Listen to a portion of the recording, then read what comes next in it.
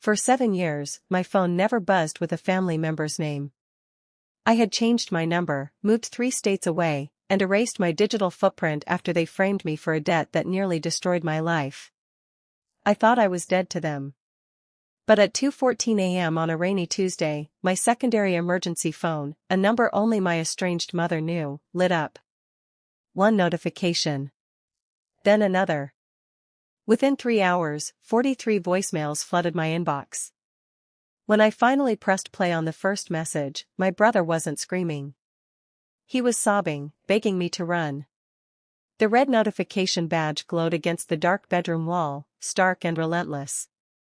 43 messages from 4 different numbers: my mother, my brother Julian, my sister-in-law, and even an unknown corporate landline. The digital clock on my nightstand clicked to 5:18 a.m. outside. The steady rhythm of rain hit the glass, the only sound grounding me in reality.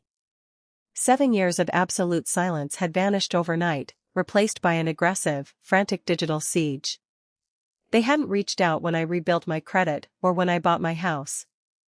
Something catastrophic had happened, and somehow, my name was right at the center.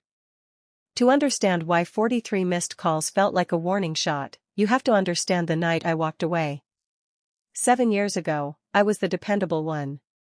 Fresh out of finance, working 60-hour weeks, and managing the books for my family's commercial logistics firm. My mother called me the anchor, my older brother Julian called me the workhorse. While Julian drove company-leased Porsches and hosted lavish client dinners, I balanced the ledgers and kept the payroll clear. Then came the expansion loan. $400,000, secured under my personal credit because Julian's history was toxic and our mother insisted we keep everything in the family. She looked me in the eye and swore on our father's grave that the business revenue would cover every cent. 6 months later, the company accounts were drained, the loan defaulted, and Julian was casually buying a lakefront property in his wife's name. When the collectors came knocking on my door, my mother didn't defend me. She called a family meeting and announced that my poor financial mismanagement had ruined the firm. Julian sat there, adjusting his gold cufflinks, silently nodding along. They made me the scapegoat, wiped their hands clean, and left me with destroyed credit, wage garnishments, and a shattered reputation. I didn't scream. I didn't sue. I simply handed over my keys, closed my accounts, moved 800 miles away to Denver, and cut every cord. I spent 7 agonizing years clawing my way back from zero. And now, the ghosts were back. I sat at my kitchen table with a cup of black coffee, hit speakerphone, and listened to the chaos unfold. The messages traced a clear, terrifying descent into complete panic. The first dozen were from my mother, starting just after midnight. Her voice was sharp, entitled, dripping with manufactured maternal authority. "Leo, pick up. This isn't a game. We have a family emergency, and you need to sign a routine authorization form before the banks open." By message 8, the condescension turned to frantic bargaining. "Please, Leo, think of everything I sacrificed for you. If you don't call me back right now, the entire estate is going to be frozen." At 2:40 a.m., Julian took over. His arrogant, polished veneer was completely gone. In message 14, he was cursing, slamming doors in the background, demanding I answer. By message 22, his tone shifted to pure terror. "Leo, listen to me, the auditors are serving an injunction at 9. They know about the secondary accounts. If you don't release the primary title, I'm facing federal charges. Pick up the damn phone." Then came my sister-in-law, weeping, begging me to think of Julian's future, followed by calls from the firm's old corporate line. 42 messages of threats, tears, and desperate manipulation. Not a single person asked if I was alive, if I was well, or apologized for destroying my life 7 years ago. They didn't want my forgiveness. They were drowning, and they needed my hands to pull them out. Then I reached voicemail 38. It wasn't from family. The caller ID showed a prestigious downtown law firm, and the voice on the line belonged to Arthur Vance, my late grandfather's personal estate attorney. His voice was measured, grave, and entirely detached from the hysteria of the previous messages. "Mr. Leo Vance, this is Arthur. I hope this message finds you well. As you know, today marks exactly 7 years since your grandfather's legal trust went into provisional management.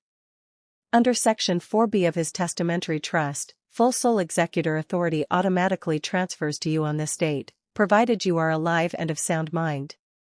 The air left my lungs in a cold rush. Your mother and brother were only granted temporary operating stewardship, the attorney continued. However, a routine pre-transfer audit conducted yesterday uncovered massive unauthorized diversions of capital. Over $3 million was transferred from the core trust into shell entities tied to Julian's real estate holdings. Because the maturity date is today, August 19, the State Probate Board requires your explicit written authorization to waive the audit findings by 9 a.m. Without your waiver, the matter will be referred immediately to Financial Crimes Enforcement. The puzzle snapped together with brutal clarity.